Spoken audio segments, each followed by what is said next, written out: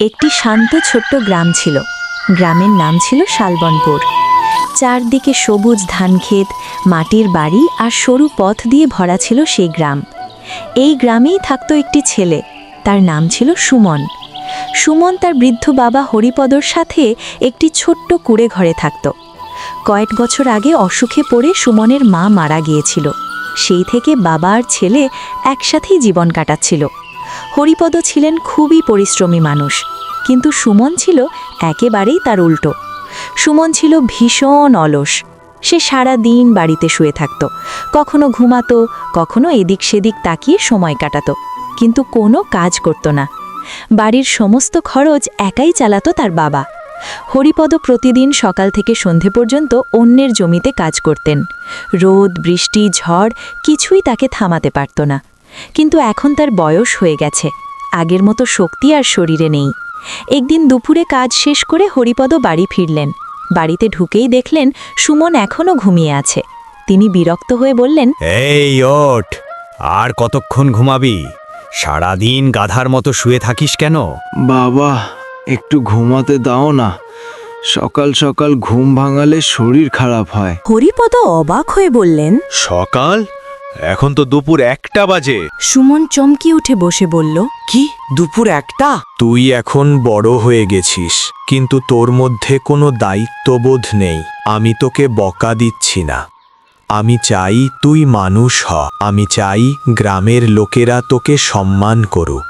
কিছুক্ষণ চুপ করে থেকে সুমন বলল, ঠিক আছে বাবা, আজ আমি কাজ খুঁজতে বের হব। হরিপদের চোখে একটু আশা জেগে উঠল। তিনি বললেন, আচ্ছা ঠিক আছে, আগে হাত মুখ ধুয়ে নে, আমি তোর জন্যে খাবার দিচ্ছি। খাওয়া শেষ করে সুমন বাড়ি থেকে বেরিয়ে পড়ল।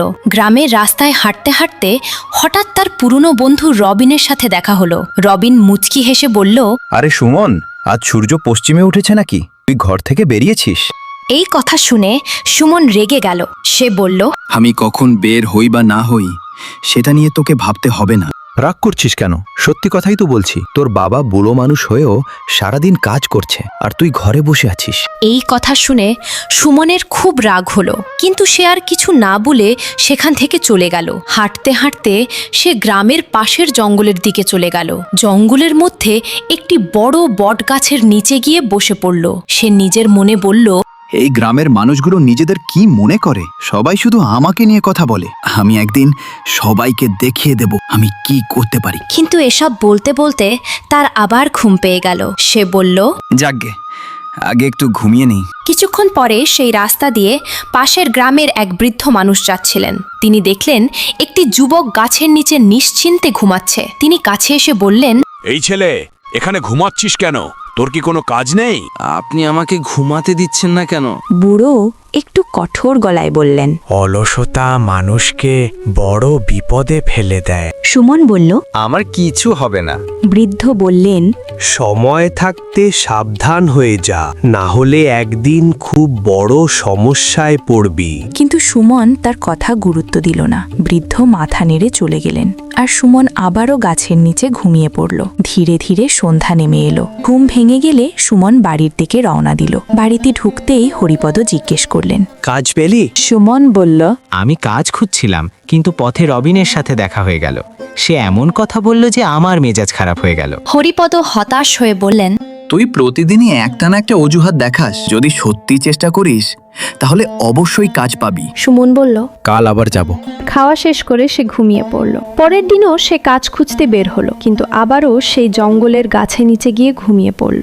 এইভাবে দিন কাটতে লাগলো। এদিকে তার বাবার শরীর ধীরে ধীরে দুর্বল হয়ে পড়ছিল আগের মতো, আর তিনি কাজ করতে পারছিলেন না। একদিন সকালে সুমন ঘুম থেকে উঠে দেখল তার বাবা এখনো বিছানায় শুয়ে আছেন। সে অবাক হয়ে বলল, বাবা, আপনি এখনো ঘুমাচ্ছেন? আপনি তো সব সময় বলেন সকাল সকাল উঠতে। কিন্তু হরিপদ দুর্বল গলায় বললেন, আজ আমার শরীরটা খুব একটা ভালো লাগছে না রে। সুমন বলল, আপনি কি অসুস্থ হয়ে পড়েছেন? না না, সামান্য জ্বর হয়েছে, দুদিনে ঠিক হয়ে যাবে। কিন্তু সুমন যখন তার বাবার কপালে হাত রাখল তখন সে ভয় পেয়ে গেল। তার বাবার শরীর জ্বরে পুড়ে যাচ্ছে। সে ঘাবড়ে গিয়ে বলল, বাবা, আপনার তো অনেক জ্বর। হরিপদ বললেন, চিন্তা করিস না, একটু বিশ্রাম নিলেই ঠিক হয়ে যাবে। কিন্তু সুমন আর দেরি করল না। সে তাড়াতাড়ি তার বাবাকে ধরে গ্রামের ডাক্তারের কাছে নিয়ে গেল।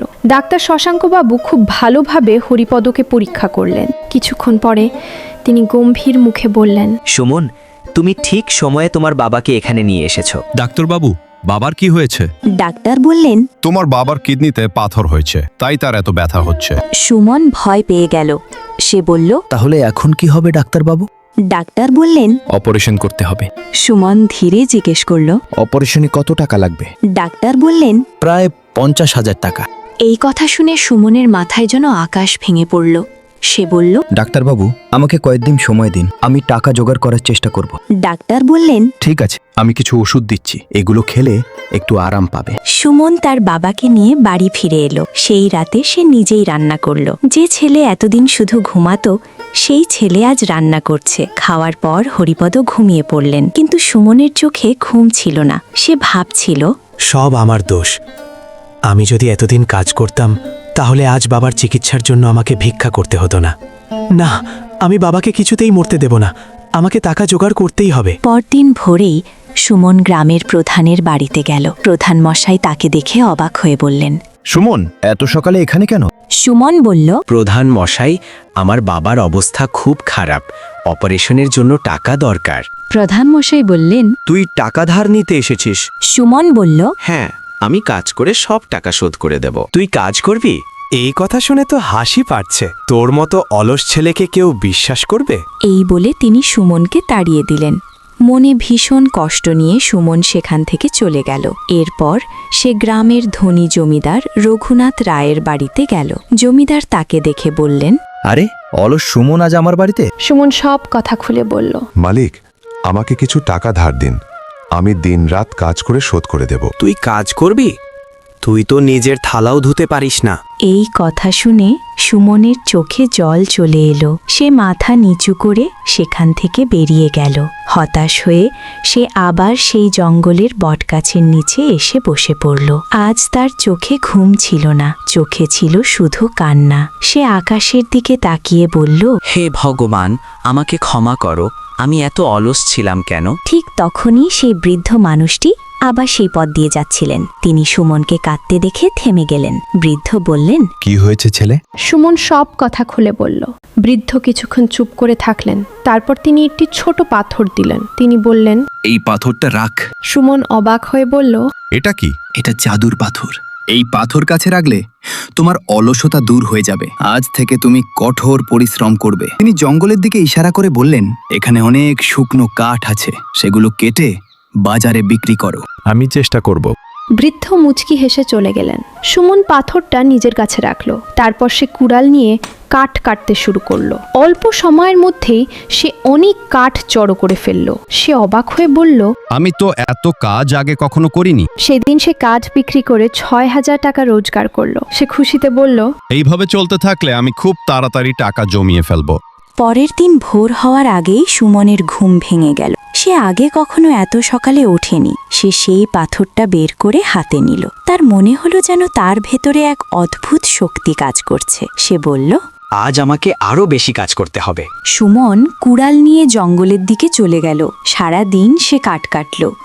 কখনো শুকনো ডাল কুড়ালো, কখনো গাছে পড়ে থাকা ডাল কেটে জড়ো পড়ল। দুপুরের রোদ ছিল খুবই তীব্র, কিন্তু আজ সে একটুও থামল না। যে ছেলে আগে একটু কাজ করলেই ক্লান্ত হয়ে পড়ত, আজ সে ঘাম ঝরিয়ে কাজ করে যাচ্ছিল। সন্ধ্যা হওয়ার পর সে সব কাঠ নিয়ে বাজারে গেল। সব কাঠ বিক্রি করে সেদিন সে আবার অনেক টাকা পেল। গ্রামের মানুষরা ধীরে ধীরে অবাক হতে লাগলো। একদিন গ্রামের কিছু লোক কথা বলছিল। একজন বলল, তুমি কি খেয়াল করেছ, সুমন এখন আর আগের মতো নেই? হ্যাঁ, আগে সে সারাদিন ঘুমাতো, এখন তো সকাল থেকে রাত পর্যন্ত কাজ করছে। আমি তো বিশ্বাসই করতে পারছি না। কঠোর পরিশ্রম করতে করতে 1 সপ্তাহের মধ্যেই সুমন 40,000 টাকা জমিয়ে ফেলল। ভগবানের কৃপায় অনেক টাকা জমেছে, কিন্তু এখনো 10,000 টাকা কম। সে বাবার দিকে তাকালো। হরিপদের অবস্থা আগের থেকে আরও খারাপ হয়ে গেছে। তিনি ব্যথায় কষ্ট পাচ্ছিলেন। সুমনের চোখে জল চলে এলো। সে বলল, বাবা, তুমি চিন্তা করো না, আমি খুব তাড়াতাড়ি বাকি টাকাও জোগাড় করে ফেলবো। পরের দিন সকালে সুমন আবার জমিদার রঘুনাথ রায়ের বাড়িতে গেল। জমিদার তাকে দেখে বললেন, আরে, আবার এসেছিস? মালিক, আমি এখন আর আগের মতো অলস নই। দেখুন, আমি 40,000 টাকা জমিয়েছি। তুই সত্যি এত টাকা জমিয়েছিস? হ্যাঁ মালিক, কিন্তু এখনো 10,000 টাকা কম। আপনি যদি আমাকে কাজ দেন তাহলে আমি খুব তাড়াতাড়ি সেই টাকা জোগাড় করতে পারবো। জমিদার কিছুক্ষণ ভেবে বললেন, ঠিক আছে, আমার ক্ষেতে লাঙল চালাতে হবে। যত বিঘা জমি তুই চাষ করবি, প্রতি বিঘার জন্য আমি তোকে 1,000 টাকা দেব। সুমন এক মুহূর্ত দেরি না করে বলল, আমি রাজি। সকাল থেকে সন্ধ্যা পর্যন্ত সে একটানা লাঙল চালাতে লাগলো। তার শরীর ঘামে ভিজে যাচ্ছিল, কিন্তু সে থামেনি, কারণ তার মাথায় ছিল শুধু একটাই চিন্তা, তার বাবাকে বাঁচাতে হবে। সারাদিন কাজ করার পরও সে থামল না। পরের দিন সকালেও সে কাজ করে যাচ্ছিল। জমিদার সকালে খেতে এসে অবাক হয়ে গেলেন। তিনি দেখলেন সুমন ইতিমধ্যে 10 বিঘা জমি চাষ করে ফেলেছে। জমিদার অবাক হয়ে বললেন, আমি তোকে 20,000 টাকা দেব। সুমনের চোখে আনন্দের জল চলে এলো। সে বলল, ধন্যবাদ মালিক। সুমন তাড়াতাড়ি সেই টাকা নিয়ে ডাক্তারের কাছে গেল। সে হাসপাতালের কাউন্টারে পুরো 50,000 টাকা জমা দিল। তার বাবার অপারেশন করা হলো। অপারেশন সফলভাবে শেষ হলো। ধীরে ধীরে হরিপদ সুস্থ হয়ে উঠলেন। একদিন তিনি সুমনের দিকে তাকিয়ে বললেন, আজ তোকে নিয়ে আমার খুব গর্ব হচ্ছে। তুই আজ আমাকে নতুন জীবন দিয়েছিস। বাবা, এসব বলো না। তুমি না থাকলে আমি তো কিছুই না। এরপরেও সুমন তার কাজ বন্ধ করল না। সে প্রতিদিন কাজ করতে লাগলো। একদিন সে জঙ্গলে কাঠ কাটছিল। হঠাৎ পিছন থেকে একটি পরিচিত কণ্ঠ শুনতে পেল। কেমন আছো সুমন? সে পিছন ফিরে দেখল সেই বৃদ্ধ মানুষটি দাঁড়িয়ে আছেন। সুমন দৌড়ে গিয়ে তার পা ধরে বলল, বাবা, আপনার জন্যেই আমার জীবন বদলে গেছে। আপনার সেই জাদুর পাথরের জন্যই আমি এত কাজ করতে পেরেছি। সুমন, সত্যিটা জানার সময় এসেছে। কি সত্যি? ওই পাথরটা কোনো জাদুর পাথর ছিল না। মানে? ওটা শুধু একটা সাধারণ পাথর। আমি শুধু তোমার আত্মবিশ্বাস বাড়ানোর জন্য বলেছিলাম এটা জাদুর পাথর। আসল শক্তি ওই পাথরের মধ্যে ছিল না। আসল শক্তি ছিল তোমার ভেতরে। মানুষের জীবনে আসল জাদু কোনো বস্তুতে নয়, মানুষের নিজের পরিশ্রম আর আত্মবিশ্বাসের মধ্যেই লুকিয়ে থাকে। জীবনে কোনো জাদুর পাথর নেই যে নিজের ভুল বুঝে পরিশ্রম শুরু করতে পারে। সত্যিকারের জাদু তার নিজের ভেতরেই লুকিয়ে থাকে। তাই বন্ধুরা, কখনো নিজেকে ছোট ভেবো না। তোমার ভেতরেই আছে সেই শক্তি যা তোমার পুরো জীবন বদলে দিতে পারে। গল্পটা যদি তোমাদের ভালো লেগে থাকে তাহলে ভিডিওটিতে একটা লাইক দাও। আর এই রকম আরও সুন্দর ও শিক্ষামূলক গল্প শোনার জন্য আমাদের চ্যানেলটা সাবস্ক্রাইব করে পাশে থাকা বেল আইকনটা অন করে দিও।